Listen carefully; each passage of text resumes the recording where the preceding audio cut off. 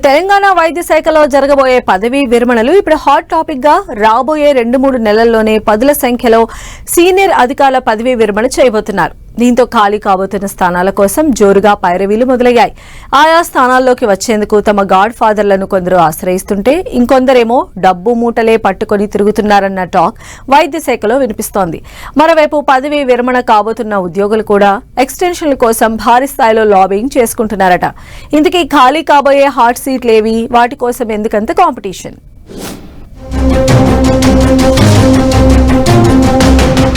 తెలంగాణ వైద్యారోగ్య శాఖలోని కీలక పోస్టులు త్వరలో ఖాళీ కాబోతున్నాయి. వైద్య విధాన పరిషత్ కమిషనర్ ఈ నెలాఖరుకు రిటైర్ కాబోతున్నారు. నిమ్స్ డైరెక్టర్ పదవీ కాలం కూడా జూన్ మొదటి వారంతో ముగియనుంది.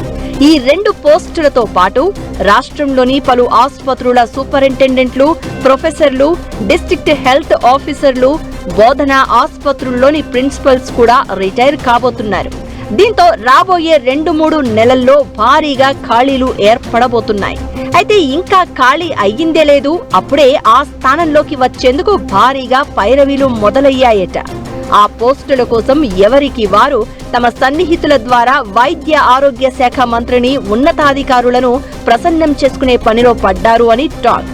దీంతో ఖాళీ అవుతున్న కీలక పోస్టుల కోసం అధికారుల మధ్య జోరుగా పందెరం సాగుతోందట. మరోవైపు అటు ప్రస్తుతం పదవుల్లో కొనసాగుతున్న వాళ్లు కూడా ఎక్స్టెన్షన్ కోసం ఎంతైనా ఇస్తామంటూ ఆఫర్ ఇస్తున్నారట. ఇదే ఇప్పుడు డిపార్ట్మెంట్ లో చర్చకు దారితీస్తోంది.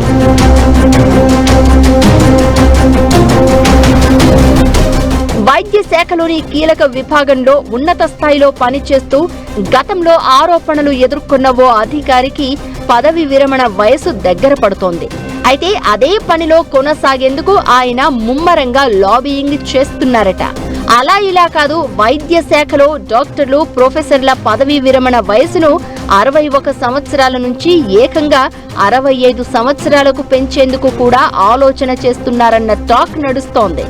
దీనికోసం ప్రొఫెసర్, అసిస్టెంట్ ప్రొఫెసర్ల కొరత ఉందని, వారంతా పదవి విరమణ చేస్తే ఆ ప్రభావం ఎంబీబీఎస్, పీజీ విద్యార్థులపై పడుతుందని సన్నాయి నొక్కులు నొక్కుతున్నారట. గతంలో సదరు అధికారి భార్య కూడా రిటైర్మెంట్ ఏజ్ పెంపు అంటూ సహచర డాక్టర్ల నుంచి భారీగా ముడుపులు తీసుకుందనే ఆరోపణలు ఉన్నాయి. ఇప్పుడు ఆ అధికారి మళ్లీ ఏజ్ అంశాన్ని తెర మీదకు తీసుకురావడం చర్చకు దారితీస్తోంది.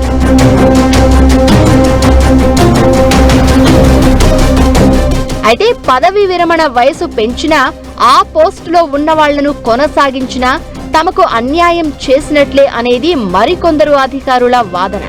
గతంలో ఒకసారి పదవి విరమణ వయసు పెంచడంతో ప్రమోషన్ రాకుండానే తాము పదవి విరమణ చేయాల్సి వచ్చిందని, ఇప్పుడు మరోసారి కూడా అదే పరిస్థితి ఎదురయ్యే అవకాశం ఉందని వాపోతున్నారు ఇంకొందరు అధికారులు.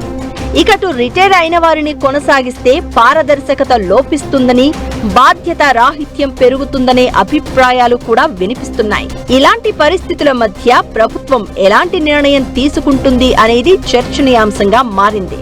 సీనియర్ అధికారుల అనుభవాన్ని ఉపయోగించుకోవాలంటే ఆ తర్వాత వచ్చే అధికారులకు అన్యాయం జరుగుతుందనే గుసగుసలు వినిపిస్తున్నాయి. నిమ్స్ తో పాటు పలు ఆసుపత్రుల్లో ఎక్స్టెన్షన్ పై కొనసాగుతున్న రిటైర్డ్ ఉద్యోగులను వెంటనే తొలగించి తమకు అవకాశం ఇవ్వాలని సర్వీస్లో ఉన్న వైద్యులు కోరుతున్నారు.